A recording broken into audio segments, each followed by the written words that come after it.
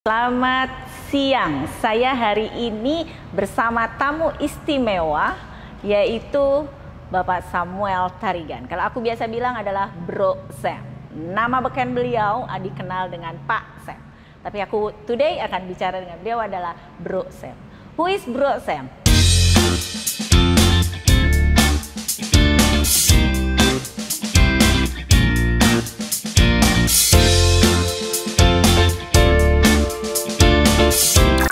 Halo bro. Halo. 7 tahun kita tuh nggak ketemu. Ada 7 tahun ya? Iya, padahal kita sama-sama di Bandung. Kita sama-sama di Bandung 7 tahun. Waktu itu kita ada event ya di Trans. Kita Ya, ada event di sana. Itu adalah pertemuan terakhir kita. Ya, nah di situ kita bertemu dan kemudian setelah 7 tahun saya melihat dan kenal dengan beliau terus adalah memantau aktivitasnya di mana di sosial media karena beliau adalah founder sekaligus business owner. Beliau adalah millennial business owner yang sukses. Kita mau tahu gimana kiat dan ceritanya. Yang pasti kita dengarkan dulu perkenalan Bro Sam secara langsung. Silakan Bro. Makasih Sisui ya.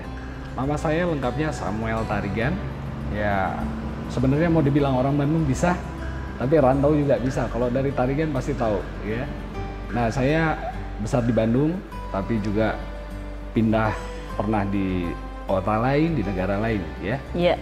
Saya kuliah dulu di ITB. Terus melanjutkan ke Amerika, ya ambil keuangan, terus akhirnya ke Jakarta.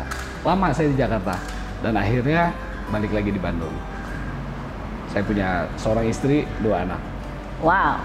Yang menarik dengan Bro Sam, kalau family business biasanya itu adalah bisnis dari generasi 1 ke generasi 2 meneruskan bisnisnya. Nah yang menarik dengan milenial ini adalah keluarganya bisnis properti dan why you choose mendirikan kampus. Nah ini yang kita mau denger nih, kenapa mendirikan kampus yang challenging di Bandung, secara di Bandung banyak sekali kampus. Silakan Bro. Iya, jadi awalnya itu saya pernah bekerja di Jakarta setelah dari Amerika. Di bidang IT dulu ya. Saya konsultan IT dulu. Ya, jadi banyak mengerjakan proyek-proyek IT, telekomunikasi, teknologi gitu. Kembali ke Jakarta, itu proyeknya juga masih seputar-putaran itu. Ya. Dulu Telkomsel itu masih 700.000 kalau nggak salah ya pelanggannya. Sekarang udah ratusan juta kan? Iya, ratusan juta. Penduduknya juga udah 271. Persis. Ya. Nah, jadi waktu saya jadi konsultan mereka, saya bekerja di perusahaan Amerika, kami buat strategi pertumbuhan. Nah, di sana saya ngitung-hitungan. Ya, saya lihat estimasi, wow, ini market yang dahsyat luar biasa besar. Karena 200 juta saat itu mungkin belum 200 ya. Ratusan juta lah, 150 mungkin saat itu. Ya, tapi belum ada sekolah yang bisa mensuplai engineer yang mapan, yang hebat gitu ya, yang bisa memenuhi kebutuhan yang besar saat itu. Jadi saya kepikir waktu itu ya, wah ini ada opportunity yang luar biasa nih. Kalau kita masuk ke situ, mengisi apa yang belum diisi, nah saya kira peluangnya besar. Nah, ini problem solver, di mana industri membutuhkan engineering ya, atau mereka mau berbisnis sendiri, apalagi sekarang, dan Anda udah memulai duluan Bro. Waktu itu tahun berapa tuh? Waktu thinking bahwa ini adalah satu bisnis yang menarik. Iya, dulu tahun 2000-an ya, saya masih konsultan di Jakarta. Lagi pertumbuhan cepat-cepatnya telekomunikasi, terus internet baru mulai dikenal. Oh iya, internet baru mulai tuh. Iya, masih mulai itu. Yang masih pakai belum modem, semua orang tuh, iya. Masih pakai modem. Nah, jadi saat itu saya lihat, wow, ini kenapa orang-orang asing di Jakarta semua. Yang ngisi di Jalan Sudirman itu orang dari India, orang dari Singapura, dari Malaysia. Nah, jadi saya rasa, wah, orang Indonesia bisa kalau kita siapkan. Nah, jadi kemudian kami juga lihat memang Bandung ini kota yang pas buat pendidikan. Nah, kebetulan orang tua di properti ini ada tempat gitu ya. Jadi ada lahan, ini kira-kira maksimalnya seperti apa. Nah, saya kira sense of bisnisnya muncul. Iya, kalau dibikin kos-kosan rugi kan.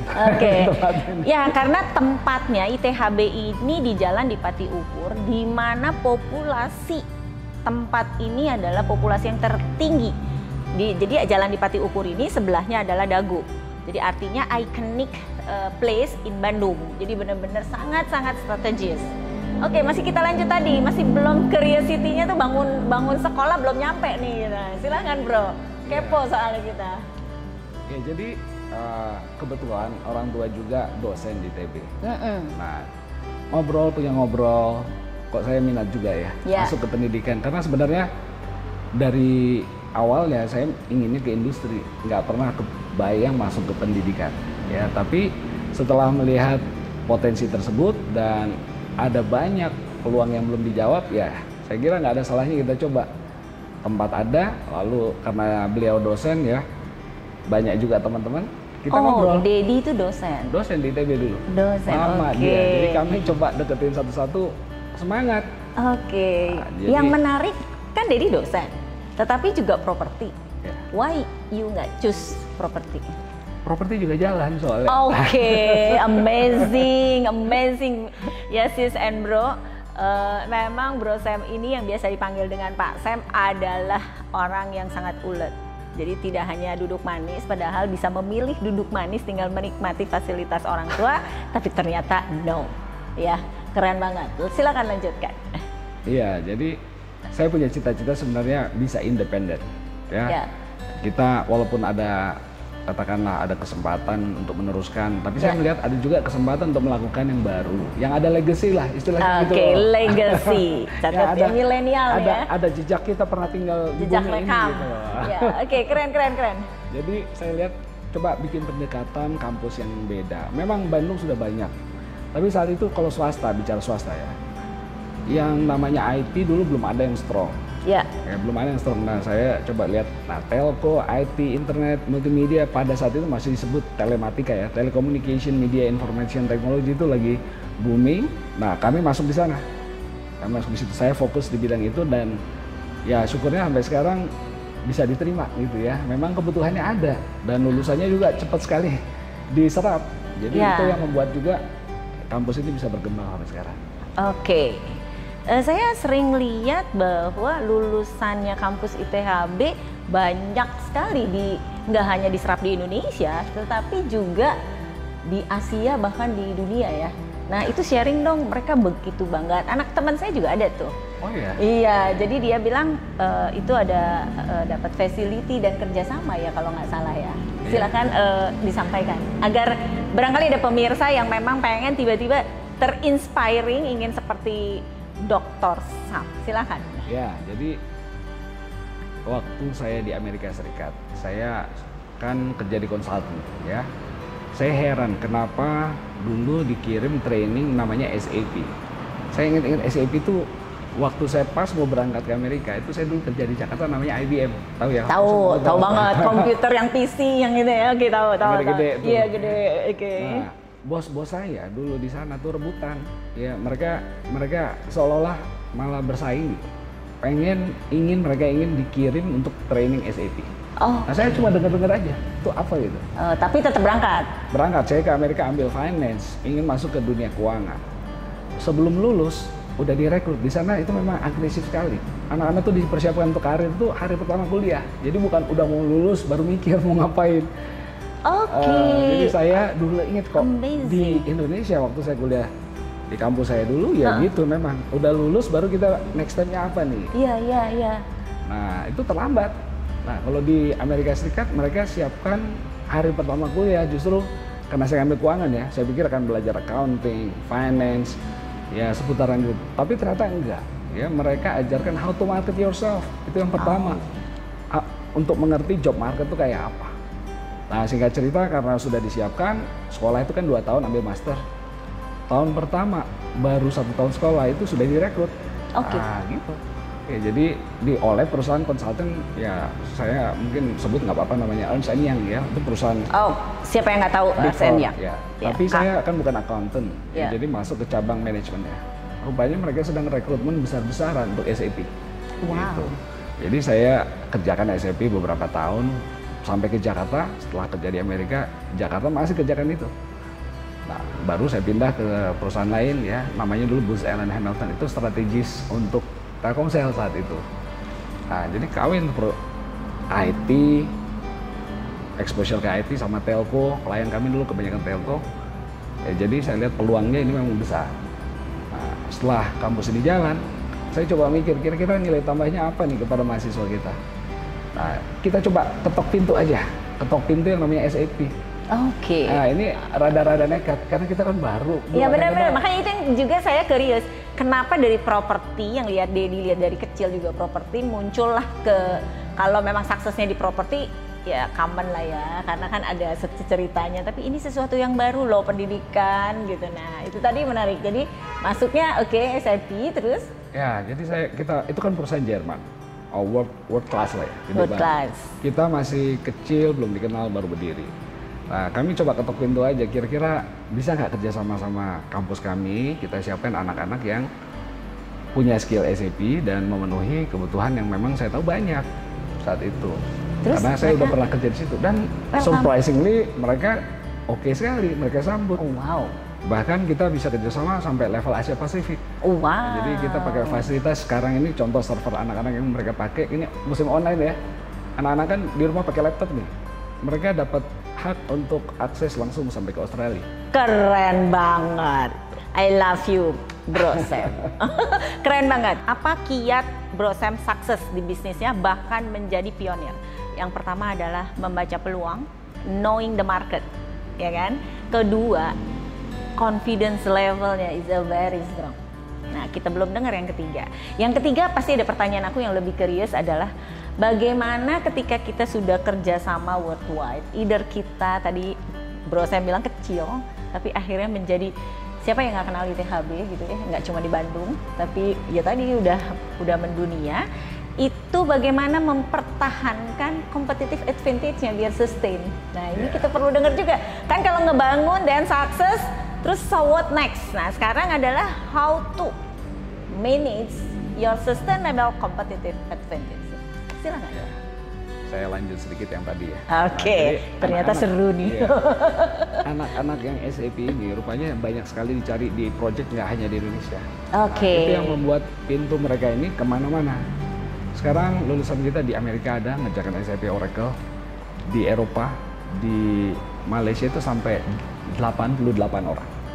Mereka ada perusahaan besar Accenture namanya ya, yes. konsultan tahu. Yes, tahu. Mereka 12 kali ke kampus ini.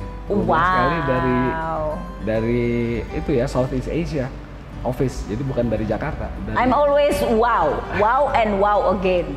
Ya. 12 kali rekrut sudah 88 anak kita ke sana. Keren. Nah, ngerjain project teknologi gitu. Nah, jadi saya lihat untuk bisa tadi jawab tadi ya, punya advantage. Terutama kompetitif. Nggak hanya advantage. Advantage Anda udah punya. Jadi rumusnya kan umum sebenarnya. Pertama kita harus cari sesuatu yang ada value buat industri, buat masyarakat. Oke. Ya, value dulu. Sesuatu yang menjawab kebutuhan lah ya. Tapi nggak cukup itu. Karena value itu banyak orang bisa bikin value. Oke. Jadi mesti sesuatu lagi yang jarang, rare. Jangan yang gampang dilihat, oh ini di mana-mana ada. Jarang, rare ya, dengar dua tuh, itu menarik. Satu value, dua rare, terus masih baru sedikit loh gitu. Oke, pelan-pelan sih dibukanya. Yang ketiga, inimitable. Nggak bisa dicuri, nggak bisa ditiru dengan cepat. Kalau mau ditiru, mesti lama itu. Itu yang benar, itu yang makin levelnya makin naik.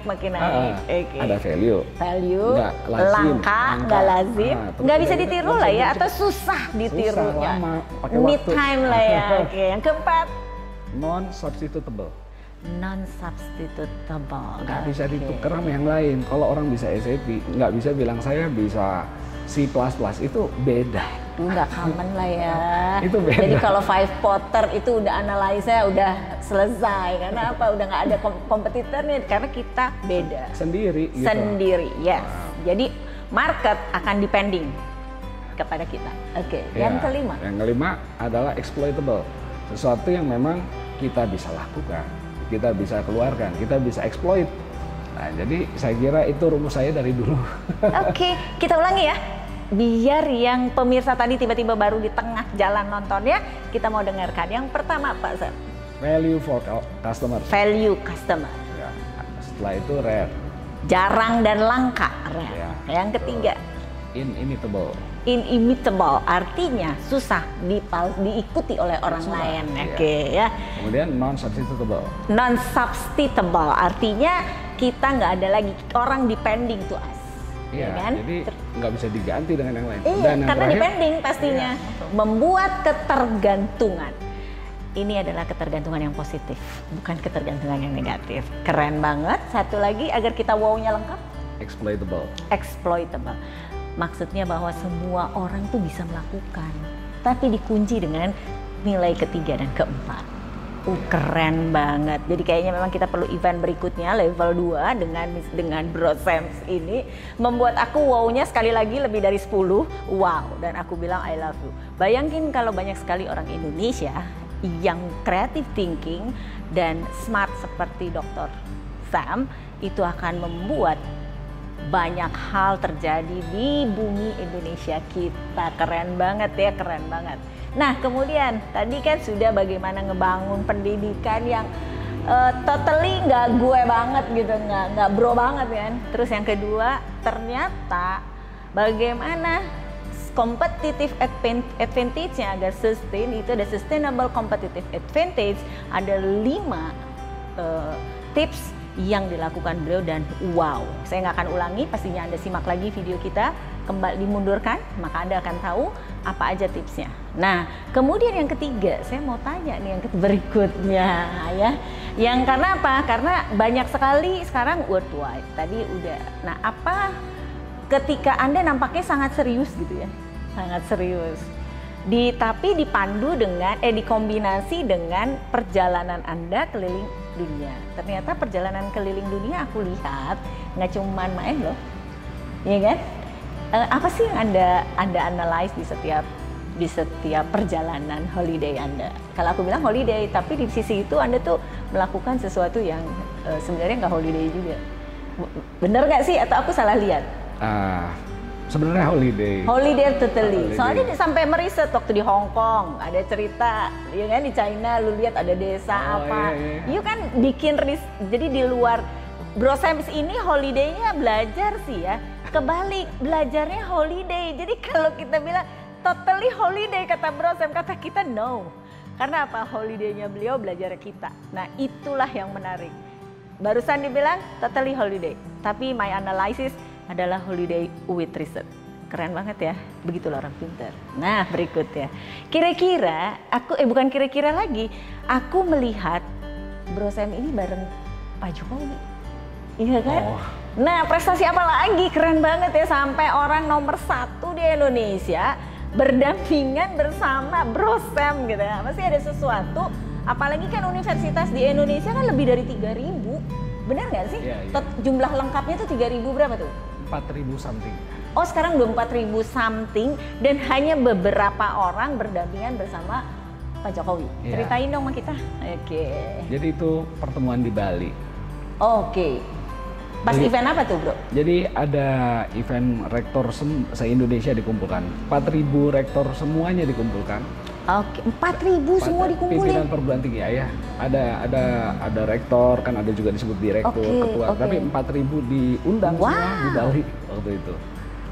Nah, jadi dalam kesempatan pidato, ya sebenarnya dia lagi memberikan masukan apa yang harus diajarkan di kampus-kampus untuk mempertahankan NKRI pada waktu itu. Oke. Ya, supaya nggak terbawa ke kiri ke kanan begitu.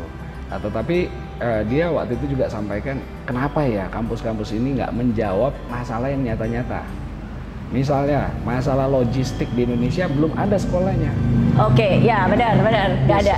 Bisnis online nggak ada sekolahnya. Ada juga praktisi kecil gitu. Semuanya yang klasik, semua mainstream.